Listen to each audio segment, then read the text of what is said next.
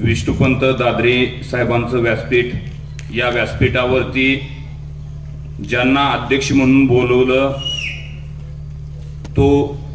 ते ज्यांना ज्यांना ज्या पद्धतीनं बोलता येतं तो जिवाळ्याचा माणूस, या सांगोला तालुक्याचा भगीरथ आमदार शहाजी बापू पाटील साहेब, ज्या माझ्या तरुणांनी जीवाचं रान करून अखंड लोणारी समाज एक केला, जे लढले, तालुक्यात वाढले, धावले, घाबरले नाहीत, चित्त विचलित केलं नाही, एका ताकदीने एकजुटीने लढले, असे संतोष कारंडे, दत्ता नरळे, बाबासाहेब खांडेकर आणि डायरेक्ट ऑपरेशन करणारे डॉक्टर सुदर्शन गिरडे, या 4 बहादरांचं सगळ्यांनी आणि बापूसाहेबांचं आपण जोरदार टाळ्या वाजवून या ठिकाणी स्वागत करायचं आहे.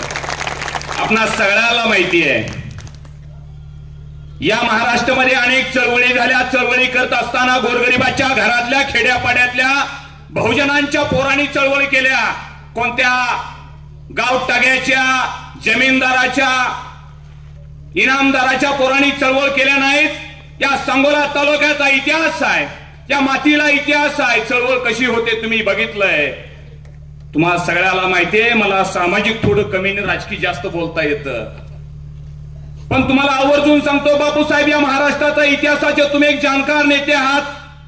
राजकारण, समाजकारण, अर्थकारण सगळ्यांना, या गावाखेड्यातील सगळ्या माणसांना माहिती आहे. मित्रांनो, ज्यावेळेस डॉक्टर बाबासाहेब आंबेडकरांचं मराठवाडा विद्यापीठाला नाव द्यायचं ठरलं आणि पुरोगामी म्हणणाऱ्या या महाराष्ट्रात खूप मोठ्या दंगली पेटल्या, गोरगरिबाची, दलिताची हजारो पोरं चिरडून मारली, रक्तरंजित क्रांती या महाराष्ट्रात घडली. आणि एवढं घडल्यानंतर आंबेडकरांचं नाव द्यायचं सरकारनं मान्य केलं.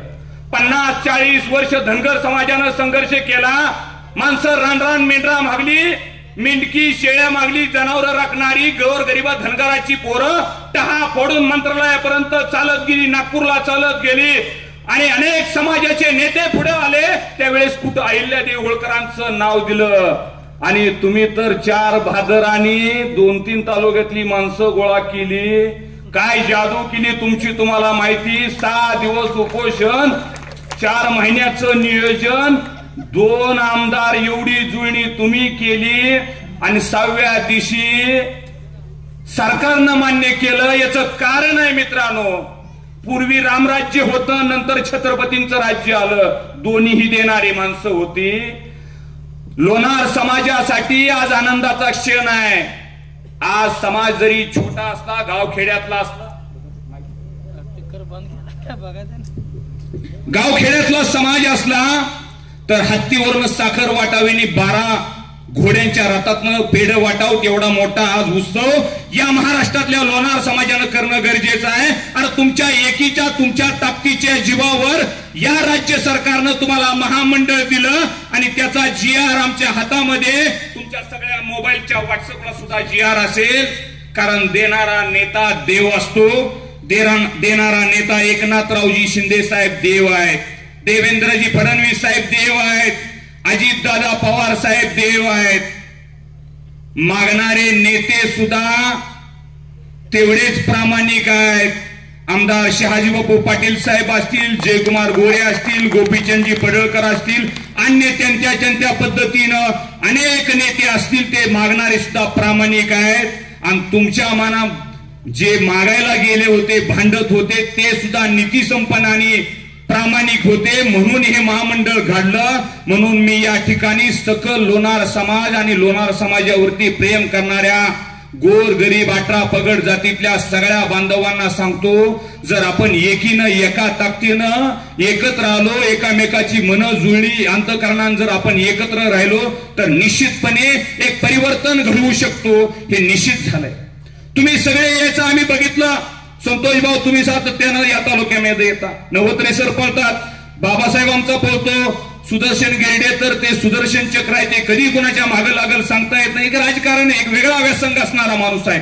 बापू या माणसं सातत्याने यायचे आपल्याकडं. शिवा बापू सारखा जाणता माणूस, फंटू भजबळकर सारखा जाणता माणूस, दिलीप शेठ हिप्परकर सारखा जाणता माणूस, दुवा शेठ हिप्परकर सारखी जाणती माणसं, लखन या गावातले सर आहेत, ही जाणती माणसं सातत्यानं या नेत्याकडे आमच्या यायची आणि मागणी करायची. महामंडळ असलं पाहिजे. महामंडळाचं बापू राज्यभर वातावरण चाललंय. महामंडळासाठी प्रत्येक आमच्या जिल्ह्यातनं माणसं, नंदुरबारमधनं माणसं उठलेत, नांदेडमधनं माणसं आलेत, धुळ्यातून माणसं आमची गोळा व्हायला लागलेत, या ठिकाणी यवतमाळमधून माणसं आमची यायला लागले, सांगली, सातारा, सोलापूर, पश्चिम महाराष्ट्रातून माणसं यायला लागलेत. बापू काहीतरी करावं लागतं. आणि गिरडे साहेब आम्हाला अभिमान आहे, तुम्ही मागणी केली आणि आमच्या नेत्यानं तुमच्या मागणीला मान्य करून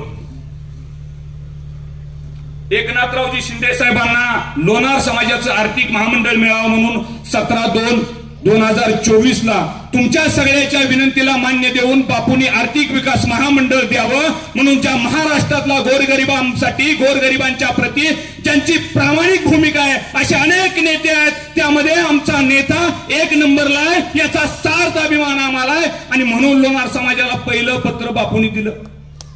तुम्ही आता सांगितलं लोणार समाजाला वास्तू द्या, लोणार समाजाला जागा द्या. आम्हाला अभिमान आहे, गावखेड्यातली 24, 25, 30 गावातली तरुण लोणार समाजाची पोरं एकत्र केली. जी बिचारी झोपली होती, ज्यांना समाजाप्रती काहीच माहित नव्हतं, झोपलेली माणसं जागी केली, जागी झालेली उठवून बसवली, उठवून बसवणारा चालायला लावलं, चालायला बोलायला लावलं. आणि या तालुक्यामध्ये रण रण रण वातावरण पेटवलं तुम्ही सगळ्यांनी. एक ताकद निर्माण केली, एकी निर्माण केली. बापूंच्या पाठीमागं तुम्ही सातत्यानं पाठपुरावा केला. या तालुक्यातल्या सगळ्या नेत्यांना तुम्ही जागृत करण्याचं काम केलं आणि सांगितलं आमचं हक्क हेत, आमचा अधिकार हेत. हे करत असताना आम्ही सुद्धा कमी पडलो नाही. डॉक्टर साहेबांनी सांगितलं मगा की झेंडा बापूंच्या ऑफिस पुढे आहे, तुम्ही ह्यातील दोघं तिघ दादासाहेब तुम्ही साक्षीदार आहे, फंटू शेठ तुम्ही साक्षीदार आहे. या ऑफिसच्या बाहेर येऊन आपण फोटो काढत असताना आमदारांनी बाबासाहेब सांगितलं होतं माझ्या ऑफिसच्या रेल्वे फाटकाच्या पुढे मोकळी जागा आहे, या जागेमध्ये लोणाऱ्याचं गुलाबी वादळ फुलवा. हा शाजी राजाराम पाटील तुमच्या पाठीमागं ठामपणे उभा आहे. आम्हाला अभिमान आहे. तुमच्या सगळ्यांची एकजूट, एक ताकद, तुम्ही राजकारणाचं, समाजकारणाचं जोड सगळं बाजूला ठेवून समाजासाठी एकीनं एकत्र आला, याचा आम्हाला सार्थ अभिमान आहे. गावात तुम्ही कोणत्या पार्टीचा आहे, कोणत्या गटाचा आहे, कोणत्या टाचाचा आहे, कोणत्या पुढाऱ्याच्या मागे हिंडता, कोणाची तुमची जवळी काय, आम्हाला त्याचं घेणं देणं आहे. पण समाज म्हणून तुम्ही जे राजकारणाचं जोडं बाजूला काढलं आणि येणाऱ्या भविष्यातल्या असंख्य पिढ्याचं कल्याण करण्याचं काम या परमेश्वरानं देवदूत म्हणून तुमच्या हातून घडवून आणलं. हा सगळ्यात मोठा या तालुक्याच्या इतिहासात सुवर्ण अक्षरानं लिहून ठेवण्यासारखा क्षण आहे. या तालुक्यामध्ये आमदार साहेबांनी सुद्धा 5,000 कोटीचा निधी आणलाय. भल्या भल्या गाड्यांना लिहिता सुद्धा येत नाही 5,000 कोटी कसं लिहायचं, आकडा सुद्धा लिहिता येत नाही. आता राजकारणाचा मी बोलणार नाही, पण 2-3 मुद्दा आम्हाला यावर आवर्जून सांगतो. 5,000 कोटीचा निधी आणताना या गावखेड्यातून तालुक्यापर्यंत जात असताना असंख्य लोकांनी आम्हाला सांगितलं 5,000 कोटी तुमचं कागदावरच आहेत, 5,000 कोटी तुमचं कागदावरच आहेत. मला या ठिकाणी आपण सगळी संघर्षातून पुढे आलेली माणसं आहोत. संघर्षाची भूमिका सांगताना थोडं एक आवर्जून उल्लेख करायचा आहे साहेब. तुम्हाला सगळ्याला माहिती आहे, इथं जाणती बसलेली सगळी माणसं आहेत. गोडशी कंपनी आहे, बाड कंपनी आहे. तुम्हाला माहित होतं तर 90च्या दशकामध्ये चिकमहूदचा एक पोरगा, पाटील घराण्यातला पोरगा या सांगोला तालुक्यात जायचा. एकदा असंच झालं, 90च्या सालामध्ये तहसील कार्यालय खूप मोठी गर्दी झाली आणि गर्दी एवढी मोठी होती, इकडं पंचायत समितीपर्यंत, तिकडं पाक रेल्वे फाटकापर्यंत, खाली विद्या मंदिर पर्यंत तोबा गर्दी जमली. आणि गर्दीमध्ये एक फुंग गोरपान पाटलाचं पोरग जीपच्या टापावर उभा राहून टाचा उचलून सांगत होतं माझ्यावरती विश्वास ठेवा, मी तुम्हाला टिंबूचं पाणी आणून देतो. माझ्यावरती विश्वास ठेवा, मी तुम्हाला म्हैसाळचं पाणी आणून देतो. माझ्यावरती विश्वास ठेवा, 200 किलोमीटरची उजनी तुम्हाला आणून देतो. गडी तालुक्यातलं कसं होतं तुम्हाला सगळ्यांना माहिती आहे. गडी म्हणलं काय बोलतो, किती बोलतो, कसा बोलतो, उजनी कुठं, टिंबू कुठं, बोलतो किती. असंच खेड्यापाड्याने नेतं गेलं की कोळ्याकलं गडी, घेरडीकलं गडी, जवळ्याकलं गडी, नारळाकलं गडी, पाऱ्याकलं गडी, अकोल्याचं गडी, वासूचं गडी, मौदाचं गडी. धोत्र वर धरायचं, कोचा तसाच सोडायचं, इजारी वर धरायचं. उठा उठा, टेम्पो आलं, टेम्पो आलं, टेम्पो आलं, टेम्पो आलं म्हणून कालवा करायची. साहेब संघर्ष असाच असतो. 35 वर्षाचा संघर्ष माझ्या नेत्याच्या पाचवीला पुजला. संघर्ष करत असताना धनगर मागा आला, मराठा मागा आला, लोणारी मागा आला, हटकर मागा आला, सनगर मागा आला, लिंगायत मागा आला, ब्राह्मण मागा आला, चांभार मागा आला, कुंभार मागा आला. 18 पगड जातीची गोरगरिबाची मोरमजुरी करणारी, मेंढरा माग धावणारी, शरडा माग पळणारी, बहुजनांची दलिताची पोरं एकत्र आली. माझ्या नेत्यानं मान सहन केला, अपमान सहन केला, दारिद्र्य बघितलं, पश्चाताप बघितलं. माझा नेता वडापनं फिरला. तुम्ही सगळे साक्षीदार आहात. गरिबी अनुभवली, कपड्या उन्हात तालुक्याचा फिरायचा माझा नेता बंद झाला. तुम्हा सगळ्याला माहितीये लोकांनी किती टीका केल्या, किती अपमान केला. अरे तुम्ही एवढं भरभरून दिलं. 35 वर्षानंतर एक पोरग या तालुक्याला टेंबू खेचून आणू शकलं. म्हैसाळचा 2 TMC पाणी आणलं. निरा उजवा कालवा कायमस्वरूपचा भरून देण्याचं काम केलं. आणि उजनीचं 14 गावाला पाणी येत असताना तुम्हा सगळ्याला माहितीये माझा नेता बेडवरती झोपला होता. बेडवरती झोपल्यानंतर लोकांनी चर्चा काय केली? चर्चा काय केली? बापू ह्याच गावांना पाणी येणार आहे एवढं तरी सांगू द्या आम्हाला. पाणी ह्याच सांगू का नको? ऐका बापू, पाणी ह्याच भागाला येणार होतं. तुम्ही दवाखान्यात होता. महामंडळाची पोरं त्यावेळेस रस्त्यावर येत होती. तालुक्यात चर्चा काय? बापू आजारी, आता बापू येत नाही. बापूची किडनी गेली, बापूचं लिव्हर खराब झालं, बापूचा पाय गेला, बापूचा हात गेला, बापूची शुगर वाढली, बापूचा BP वाढला. त्या सगळ्यांना सांगा महाराष्ट्राच्या मुख्यमंत्री एकनाथ शिंदे साहेबांना या तालुक्यात एकदा मुलाखत द्यायला हवा. एकनाथ शिंदे साहेब सांगतील बापू तुम्ही बेडवरती होता, तुमच्या हातात सलाईन होती, छाती सलाईन होती, पाय सुजले होते. एकनाथ शिंदे साहेबांनी विचारलं बापू काय आता अपेक्षा आहेत तुमच्या, काय करायचंय मला सांगा, मी तालुक्यात लक्ष देतो.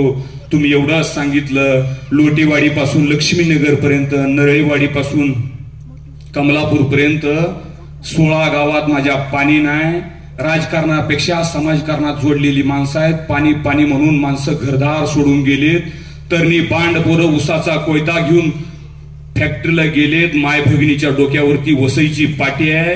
एवढं थांबवण्यासाठी माझ्या जीवनाचं काही जर झालं तर साहेब चालल, पण जे उजनीचं 2 TMC पाणी थांबलंय तेवढं पाणी द्या.